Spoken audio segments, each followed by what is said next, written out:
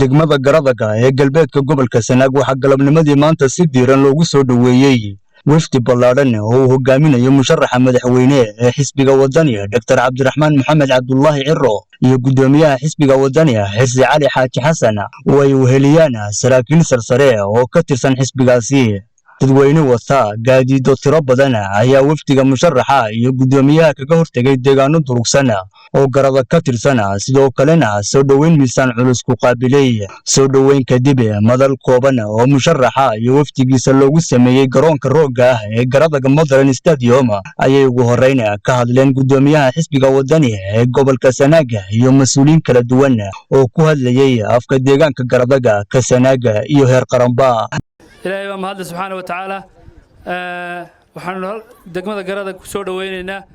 وفتدا حير قرن حسب وطني وهركعيه مشرحة عبد الرحمن محمد عبد الله عرو قدومي حرس علي حاج حسن يدمان مسؤولين تا حسبك وحنا كسور وهذا دقمة قرادة رنتي دقمة قرادة ودقمة فعوين ودقمة رنتي قيمة قارة أولى هذه حسبك إيو gudahaan Soomaaliland طارح madaxweyne mudane gudoomiye Xirsi Cali Xaaji Xasan iyo mas'uuliyiinta kale la socota xisbiga wadani waxaan ku soo dhaweynaynaa degmada Garadaga halkan waxa loo yimi oo waftidu ay u socotaa maaha campaign siyaasadeed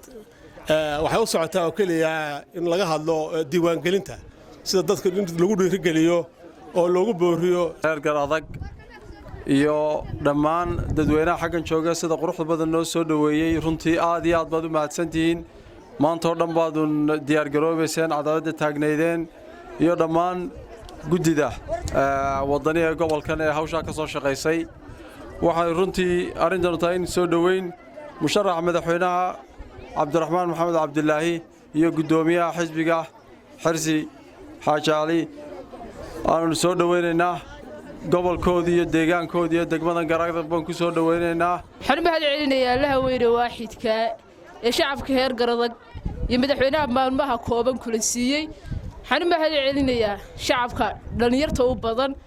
ilaa shalay galabnimadii ilaa maanta heeganka nugula jiray taagan madaxdoodii mar labaad mahadsantihiin idinka mudan in idin mahad celiyo idinkaan afkiinii ku hadlayna idinkaan cod idinka doonayna idinkaan isbedel doonka diyaar idinka dhahay inaad nagu hubsataan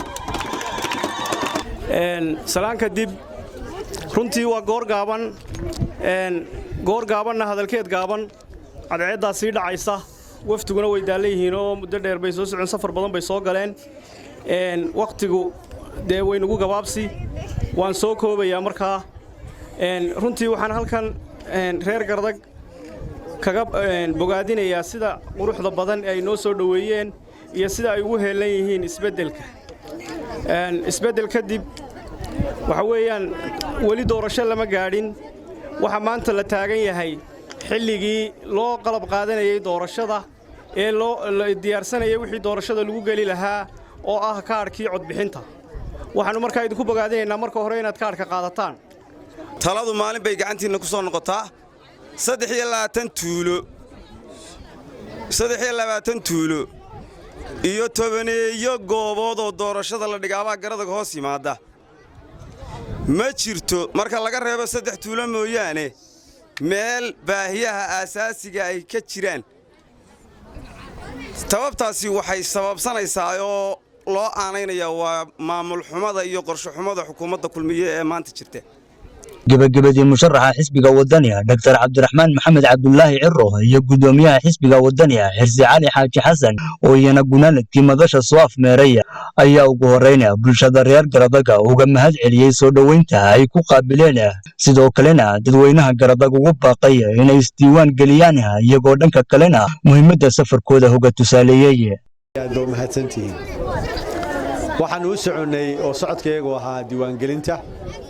shanta qaybood weeye diiwaan gelintu waxa leenahay diiwaan geliya ku dadaala qof walba hadaa doonayso inaad isbedel samayso hadaa doonayso mustaqbalka inaad codkaaga wax ku bedesho wax ku doorato wax ku diido diiwaan gelintu muhiim weeye inta waxaan kaga gudbayaa inta waxaan leeyahay reer Garadaga calaamad waxay u tahay kulmiye doorashadiisii kulmiye waa ogtihiin